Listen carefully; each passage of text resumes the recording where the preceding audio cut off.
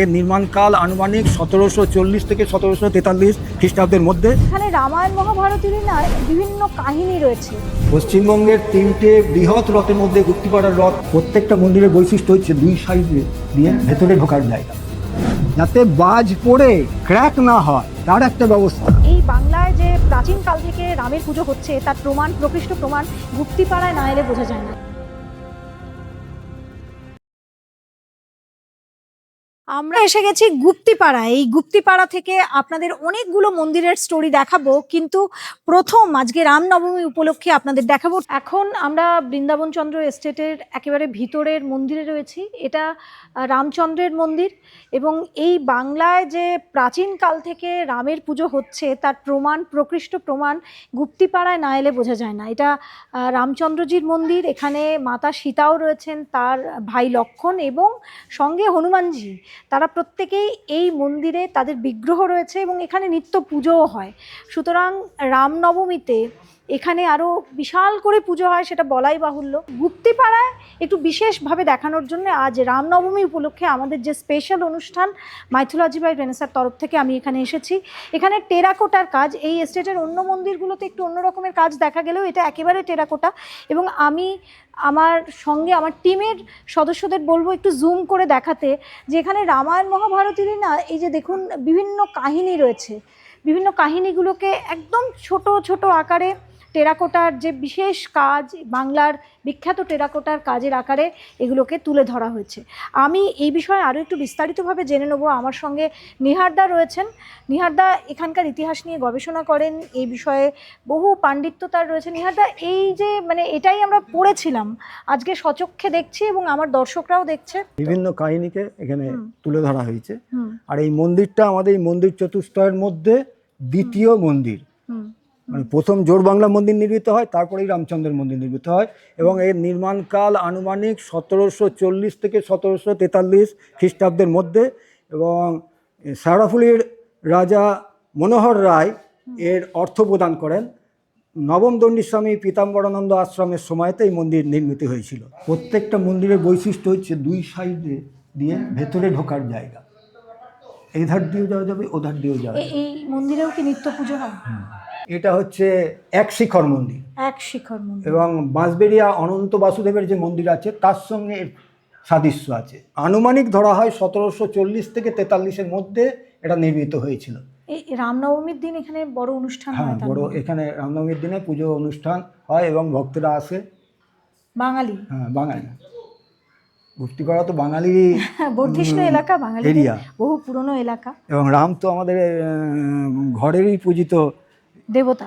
হ্যাঁ, একটা মন্দির থেকে আরেকটা মন্দিরে যাওয়ার কি অপূর্ব কানেকশন তখনকার দিনে করা হয়েছে। দেখুন, কোনো মন্দিরেই আপনাকে সিঁড়ি ভাঙতে হবে না। একটা মন্দির, তারপর আবার আমরা এখান থেকে রামচন্দ্রের মন্দির থেকে আমরা চলে এলাম বৃন্দাবন চন্দ্রজির মন্দির। এই মন্দিরের নির্মাণ কাজও 1740 থেকে 1760-এর মধ্যে, মানে নবম দণ্ডিস্বামীর সময়তেই ম্যাক্সিমাম আমাদের এস্টেটের কাজ হয়েছে। আলিবর্দি খাঁ বাংলার নবাব, তো সেই সময়তে আমাদের এই পুরো এরিয়া তো নবাবের আন্ডারে ছিল। তখন নবাব দেখলেন যে আমাদের এই এস্টেটের খাজনা বাকি আছে এখানকার। এবারে বৃন্দাবন চন্দ্রকে তো উনি জানেন না, বৃন্দাবন চন্দ্র মনে করেছেন একজন কোনো ব্যক্তি, তো নির্দেশ দিলেন বৃন্দাবন চন্দ্রকে বেঁধে নিয়ে যাওয়ার। তো এবারে মহারাজ, তখনকার যিনি মহারাজ পীতাম্বরানন্দ আশ্রমজি, তিনি তো তার দেবতাকে কি করে নিয়ে যাবেন, কারণ তখন আলিবর্দি খাঁ, আর যাই হোক আমরা হচ্ছি হিন্দু, উনি মুসলিম, তা মুসলিমদের মধ্যে কি করে হিন্দুর দেবতাকে উনি নিয়ে যাবেন। তখন তিনি একটা চিন্তা করলেন যে ওনারই একটা যদি প্রতিরূপ, আমরা যাকে এখন রেপ্লিকা বলি, প্রতিরূপ যদি বানাতে পারি এবং সেটাকে যদি নিয়ে যাওয়া হয় এবং যদি বলা হয় ইনিই বৃন্দাবন চন্দ্র, দিয়ে সেই চিন্তাভাবনারই ফলপ্রসূ হিসেবে তিনি একটা নতুন মূর্তি করলেন, যেটাকে আমরা এখন কৃষ্ণচন্দ্র বলছি, এবং তাকে নিয়েই তিনি আলিবর্দি খাঁর ওখানে হাজির হলেন।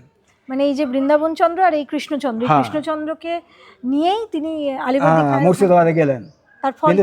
তার ফল তিনি গিয়ে অবাক হলেন। তিনি মনে করেছেন তো বৃন্দাবন চন্দ্র কোনো ব্যক্তি, কিন্তু যখন দেখলেন যে এটা কোনো ব্যক্তি নয়, একজন দেবতার নামে এই এরিয়া এস্টেট আছে, তখন তিনি মুকুব করে দিলেন, খাজনা মুকুব করে খাজনা দিলেন। মুকুব করে দিলেন। মানে তখনকার দিনে এবং তখন সবচেয়ে বড় কথা, তখন যে বিখ্যাত ব্যক্তিত্ব ছিলেন মানিক চাঁদ তখনকার মুর্শিদাবাদের দরবারে, আর বানেশ্বর বিদ্যালঙ্কার, এরা বিভিন্ন তথ্য তাদেরকে দেন এবং সেই সময়েতে নবাব উপলব্ধি করেন বিষয়টা এবং তিনি তখন এদেরকে আবার চলে আসার নির্দেশ দেন।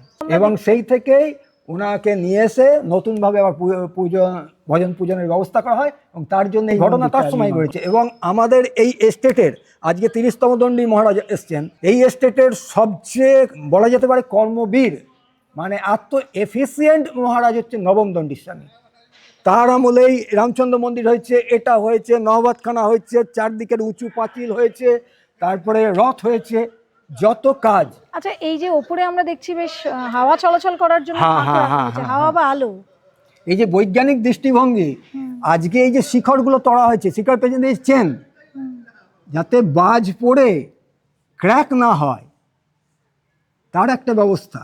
আচ্ছা, বাজ পড়ে যাতে মানে তখনকার আর্থিং সিস্টেম, মানে তখনকার মানুষরা বা যারা বানিয়েছিলেন তারা শুধু মিস্ত্রি ছিলেন না, তারা বিজ্ঞানী ছিলেন, তারা ইঞ্জিনিয়ার ছিলেন। এবং সেই জমানায় আমরা যত পুরনো যে সমস্ত আজকে ইমারত বলি, অট্টালিকা বলি, যা কিছু আছে, তাদের মধ্যে বিরাট বিজ্ঞান মনস্কতা দেখা যায়।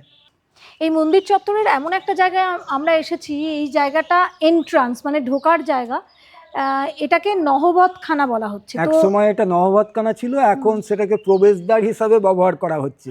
কারণ নহবতখানা আর হিসাবে এটা আর ব্যবহার হয় না। এখানে কি নহবত বসতো? নহবত বসতো। পশ্চিমবঙ্গের 3টে বৃহৎ রথের মধ্যে গুপ্তিপাড়ার রথ অন্যতম। আমরা মনে করি প্রথম উল্লেখযোগ্য হিসাবে মাহেশ, তার পরবর্তীতে মহিষাদল এবং তারপরে গুপ্তিপাড়া। কিন্তু আপনি যদি সময়কালের দিক থেকে বিচার করেন তাহলে প্রথমে মাহেশ, তারপরে গুপ্তিপাড়া, পরে মহিষাদল।